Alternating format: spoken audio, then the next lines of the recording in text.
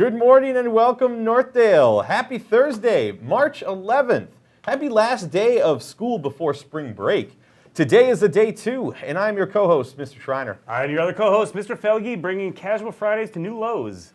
We are delighted to bring you this live episode of Northdale News with the help of the infrequently wacky Mr. Colin Schultz. Occasionally, but infrequently.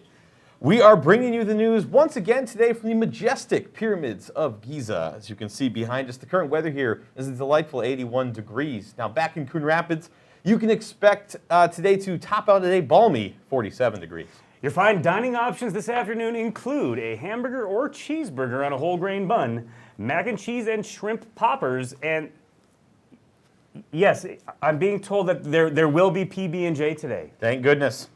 We're here to bring you the information you need each and every morning, as well as some information that you don't need. For example, it's a little known fact that the opposite sides of a die will always add up to 7. 1 and 6, 2 and 5, and 3 and 4 each make combinations of 7. And this might explain why 7 is the most common number when rolling 2 die. So next time you're looking to roll a 7, just know that the odds are in your favor. Say, Mr. Schreiner, why is a die a cube instead of a sphere? It likes to be edgy. Ugh, God. You are really rolling the dice with that joke, my friend. Now, March 11th is also National Johnny Appleseed Day. Mm-hmm. Johnny Chapman, better known as Johnny Appleseed, was born on September 26, 1774 in Leominster? Leominster, correct. Leominster, yes. Massachusetts. He just assumed I would say it wrong. He spent a lifetime planting apple trees across present-day Pennsylvania, Ohio, Indiana, and Illinois, with, if I'm not mistaken, his good friend Sean Felge by his side. Congratulations, buddy. That is indelicate, but fair. Now, after spring break, you will need to show your ID card when purchasing a la carte items at lunch. You can access your student ID barcode using your cell phone to show the lunch ladies when purchasing from the a la carte menu. This will be the one time you can use your phone during the school day. You do not need to show your ID if you are just getting regular breakfast or lunch. Don't have a student ID or a cell phone at school? Please give your name to your Viking Huddle teacher. They will give your name to the office to get an ID printed for you. Remember, your ID is only needed for a la carte items. Are you interested in perfecting your skills or playing sports this spring? If so, Community Education is offering the following activities for all students. They are offering chess, babysitting, volleyball, chicken wrangling. Quit horsing around. Drum lessons, dance team. We're supposed to be professionals here. Track, baseball, tennis, slow pitch softball, all kinds of different things. You can register online at discovercommunityed.com or pick up a registration flyer outside of the Community Ed office. Chicken wrangling sounds very interesting. Now, March is Women's History Month. To help us highlight the many important and influential women in history, we wanted to bring you some staff submissions. Hi Northdale, Miss Besaw here.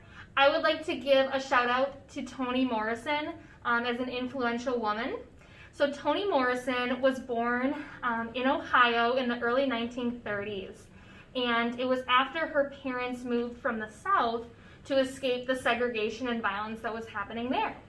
So she grew up in the Midwest, and her parents instilled in her a love for reading. They would tell her folk tales, ghost stories, and that really encouraged her love for being creative and reading and writing. Toni would go on to say that her favorite authors were Jane Austen and Leo Tolstoy, and that they really inspired her as a young person. Toni later moved into Howard University to further her education, where she studied English. After that, she went on to be the first black woman who was an editor at Random House Publishing in New York. That further encouraged her love for writing, and she was actually able to get up every morning with 2 kids at 4 a.m. and write her first novel, The Bluest Eye. After that, she really kind of ran off with the charge. Her books were very popular.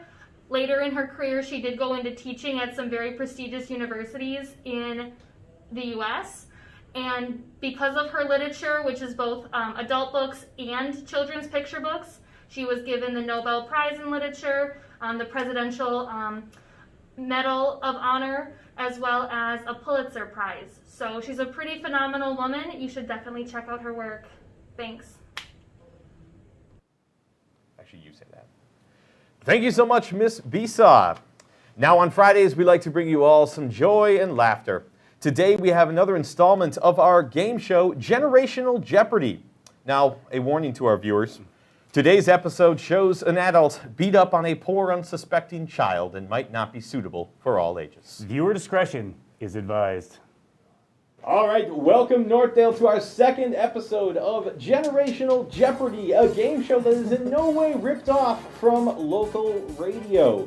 This show is a simple trivia game in which two participants, in this case Miles and Miss Dahl, will be asked 3 questions apiece. The 3 questions that are asked to Miles should be known by Miss Dahl, and the 3 questions asked to Miss Dahl should be known by Miles. Now, whoever earns the most points by the end of the game will be our winner.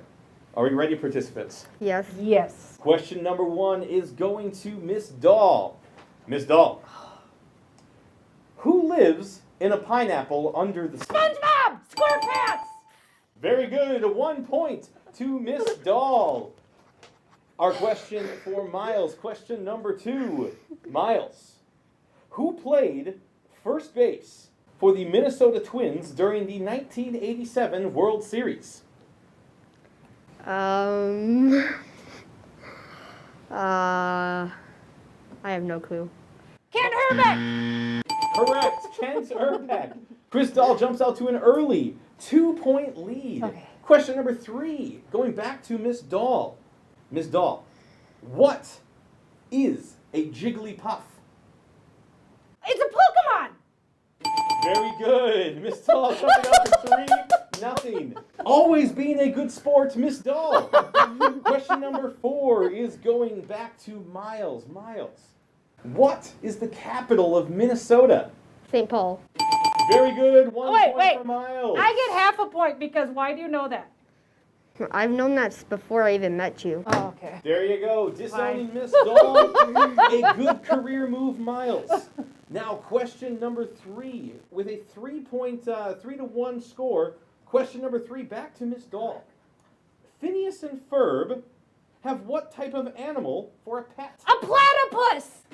Very good. Miss Dahl jumping up to a commanding 4-1 lead. And now back to Miles for our question just for fun. Question number 6. Miles, what movie follows a character played by Tom Hanks that gets involved in wacky adventures, as well as some of history's most important moments? I want to say Mr. Peabody and Sherman. Incorrect. Miss Dahl, do you know the answer to that question? Could you repeat that question? What movie follows a character played by Tom Hanks that gets involved in wacky adventures, as well as some of history's most important moments? I don't know that. Ms. Dahl does not know I the don't answer. know that. People in their classrooms are likely shouting it out right now, as well as shouting out Lieutenant Dan and Life is Like a Box of Chocolates. Oh! That's... Oh my God. She knows it even It less. starts with an F. It starts... Okay. Oh, no. There's no time limit. Forrest Gump. Forrest Gump. Thank you, Miss Dahl. All right, thank you all for playing Generational Jeopardy! Thank you so much to Miles, as well as the always sportsmanlike Miss Dahl. Now, Miss Dahl, you left this down in our office, and we will be hiding this in various locations throughout the school. Good luck finding it.